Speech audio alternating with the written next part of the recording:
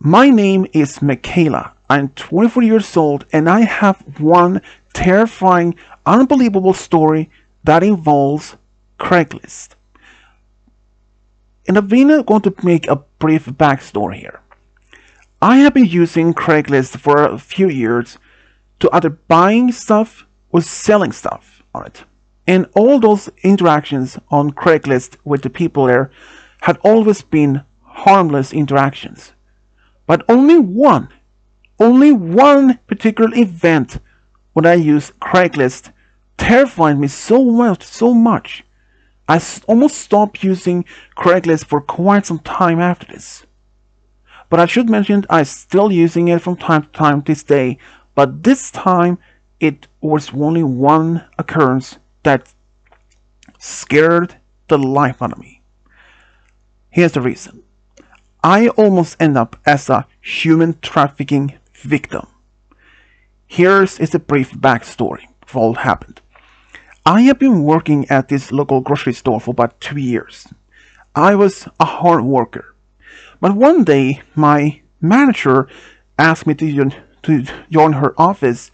She had to tell me the bad news that I had to be let go. I asked for what reason. I told her I has always been on time, always been a hard worker, and she saw that I was very dedicated for my job. But it turns out that this grocery store had a lot of bad selling for past months, so they had to let some people go, and I was among the few that had to be let go, and I was heartbroken. But Lesto, she actually gave me my payment for the rest of the month. That's supposed to be at least that was at least one thing to be positive. But there was only one other problem. Now I was unemployed, that I didn't have any work anymore. How would I been able to pay my rent? My job, the most of the money would have been my salary was going to pay for the bills. And since I was still living in my hometown, I could always if I lost my apartment, I could always go back to my parents' home, but I didn't want to have my parents to be dependent, that they wouldn't let me to be dependent on it again. I love my parents, and they love me, and they told me if I had any sort of problems, I always could come talk to them about it. I did mention to my parents when I come over to visit the same day. I was like, they were devastated themselves. But my dad promised me to help me with the pays on the bills if it is needed. I appreciate their work and their help and all that. But I couldn't just be independent. I didn't want to be dependent on their money, and I told them that they didn't have to pay my bills since they had to pay their own. But my parents, they didn't budge. They were going to pay my bills for some time being, and I told them I'm going to look for a new job elsewhere in town. I went to different locations, interviews, but I was always leaving my resume, my number, hoping to respond back. But nothing. After several weeks of this, I was getting word that I wouldn't even find any hired on those places. I even tried to reach out to those places, and they said that unfortunately I was not the person they were looking for, so I was getting a little bit scared. Because I didn't want to be dependent on my parents to be paying my bills for a long period of time. Because if they do that, they wouldn't have enough paying for their own bills. I didn't want to put them in debts in order to pay for their place and my place. I was considering to either moving back with them for a short time or perhaps finding a roommate. I thought about that, but then one of my close friends suggested that I could go to Craigslist. Since my friends knew that I usually use that site to find things or sell things on, I know that the Craigslist had this often local work ads, so I thought, why not? There was a word to try though.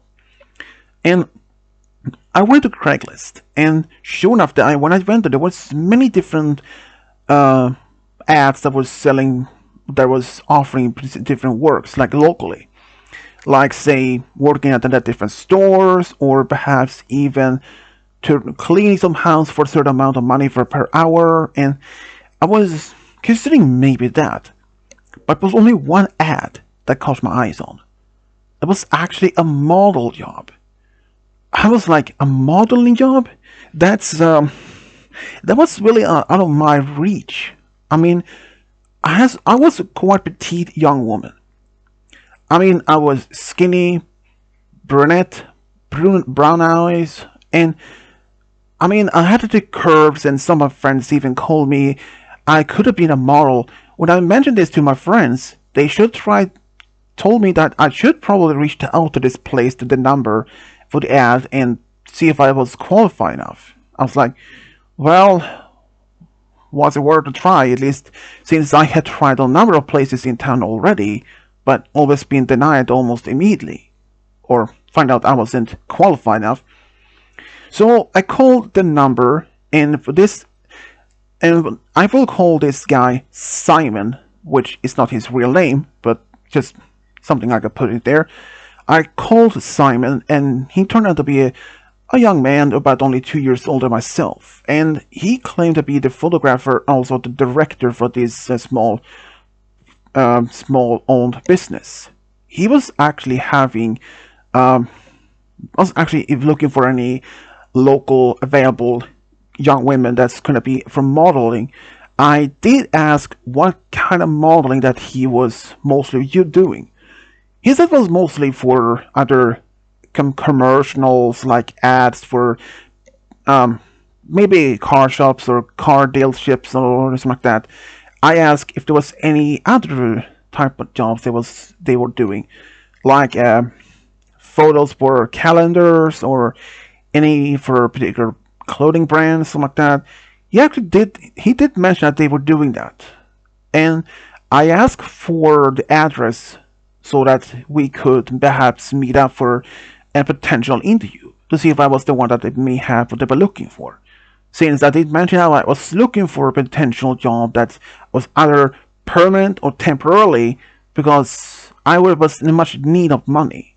So we met up this small Starbucks in town. We actually had a good time talking. He acted as very professional. He even showed me a photo file, a briefcase where he had some photos of previous models that he had taken of. They were all professionals. Then he asked for if I was possible to show up the next day at his office for a test photo modeling or like that. And I was like, yeah, why not? So I went there the next day, and he took some photos of me and different outfits more. But if anyone asked, they were just normal photos, nothing much any difference. And he said that I was exactly what I'm looking for, someone natural, someone with some curves. Just actually, I was really worried I wasn't going to be hired, considering my other tracks so far. But I was hired. But he said that I wouldn't know what wouldn't be needed for with the next few days, since you had to be taking care of some things first. Like he was looking for some new locations that have been used, since the lease of this business was gonna end soon, and he was looking for to transfer his location to a new place in town that was bigger and that will be enough place for his new equipment and the new other people there. And he will let me know when it was going to be there. So within about a week, I was called by Simon and went there, and sure enough, there was just only 2 blocks away from the original place. I was really hired. I was eager, but my parents had told me that this sounded like a little bit too fishy, honestly. My dad was a little bit hesitated to let me go working to be as a model, but at least that was local, and everything went well for the first few weeks. I mean, I did get paid, and I took a lot of photos with Simon and a few other girls actually. And one of them was actually a girl that was around the same age as me, and her name was Jennifer. She and I actually became a little bit better, a bit close friends during this short interactions and even this. But one day, Simon told me that me and Jennifer had been invited to a party where he and some of his friends are hosting. I asked if this was a work related kind of party or it was just some sort of socializing party because I wasn't really sure. And he said there was just normal party. And he also had invited some in other um, partners from different towns who was also doing modeling, and he was trying to see if we could make some potential uh, work business cooperation between those out of models agencies around the country. I was like, if this was local, and if he had connection to other modeling around the country, that could have been something, maybe a next step. But I wasn't sure. But I actually agreed.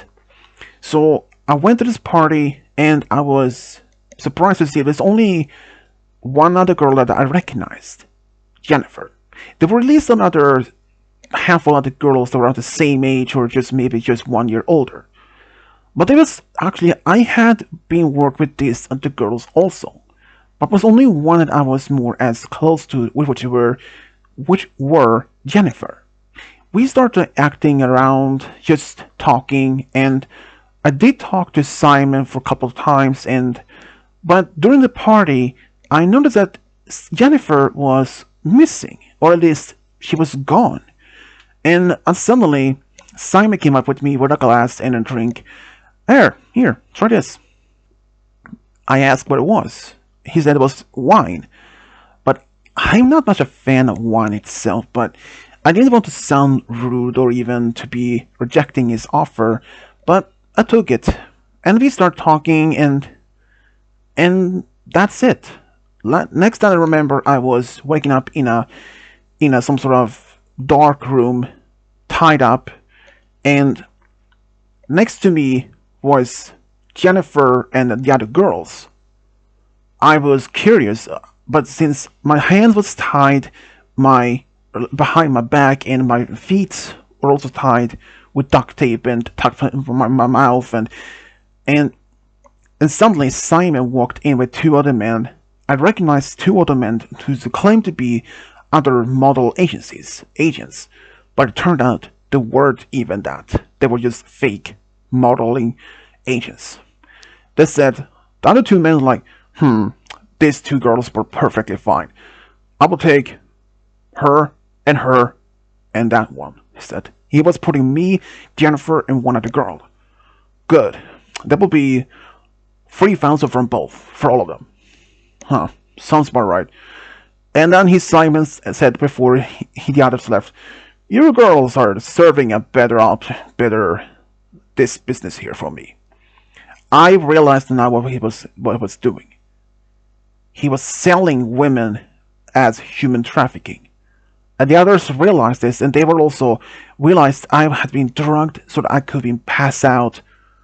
But for some reason, I managed to unleash the duct tape from behind my back and untied my feet, and I was wearing heels. I was wearing heels at the beginning, but I was barefoot, which is a bonus because otherwise I wouldn't have been able to run as fast with on my heels.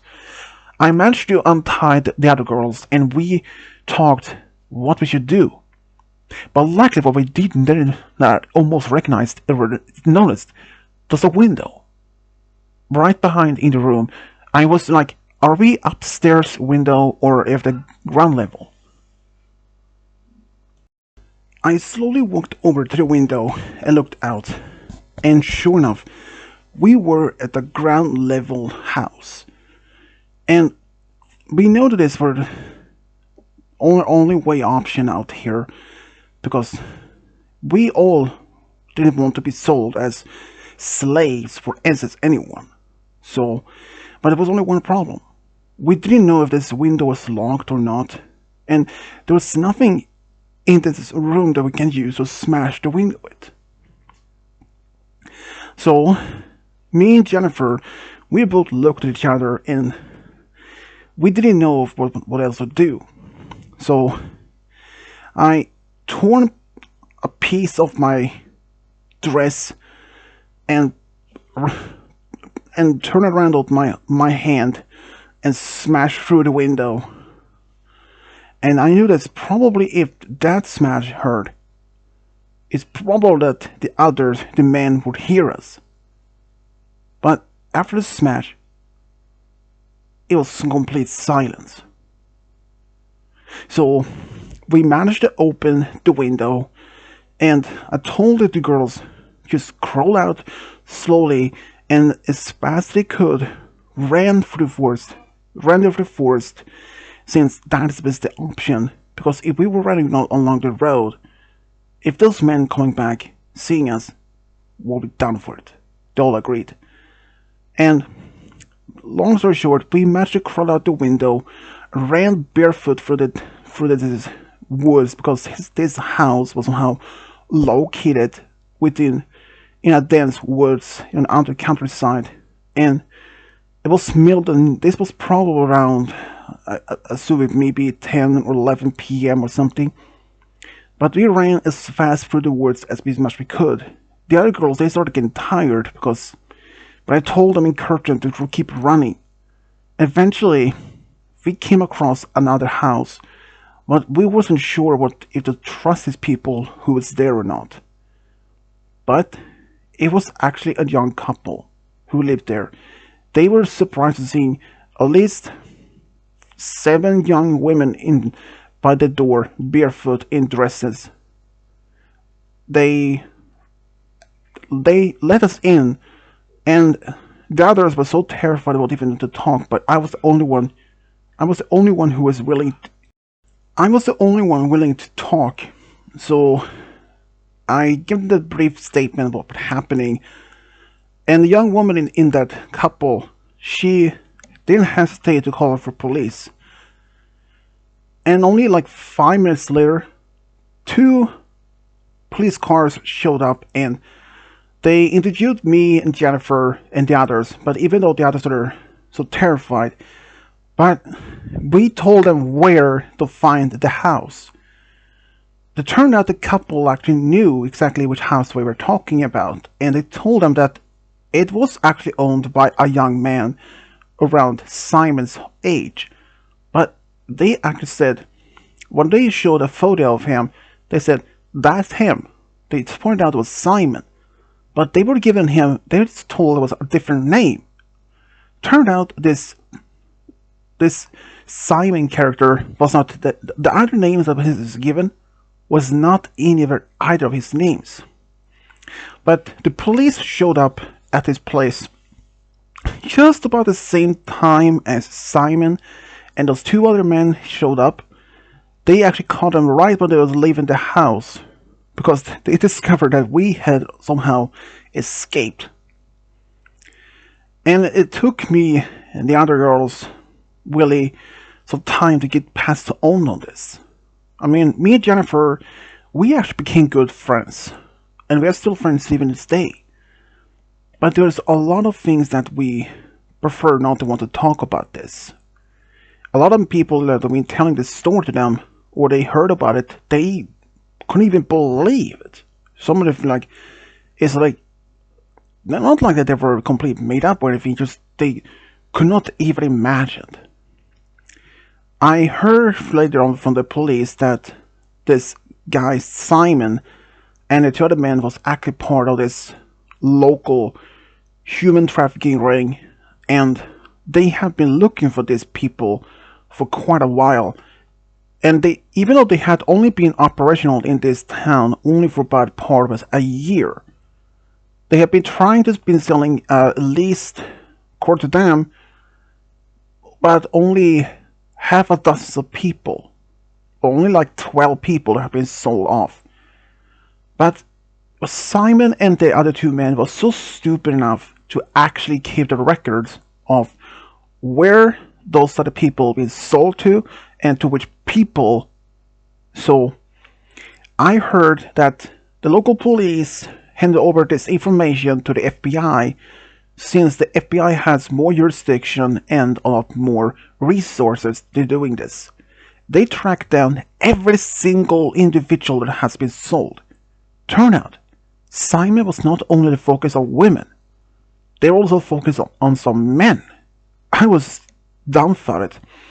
But the whole human trafficking ring was calmed down, burned to ground in a better perspective. And I was just glad that they were all given, well, I was expecting maybe as 20 or maybe as 30 years in jail, but I was there that they was given at least 90 years in jail. So if Simon would have been released from jail, he would be like 116 years old. They were likely to die in prison, which, to me, they deserve to end up in there anyways. And I have no idea about the other people that they managed to sell off, how traumatized they have been. But me and Jennifer have been remain good friends ever since, and we prefer not to talk about this too mostly, for since it only brings up the traumatized that have been. But me though, myself on the hand, actually, I did join in a non-profit organization that's basically is helping people that had been trafficked before. So like helping as a counselor type of helping to talk about it so they can move on to process this the trauma, and telling them that I was almost could have been sold as a human trafficking slave victim. Even though I was never sold, but I was close enough. And I'm actually proud that I actually have this to help other people in need of this, put it behind them. Yeah, so Simon and the other men, you may rot in jail forever. Thank you all for listening. Thank you.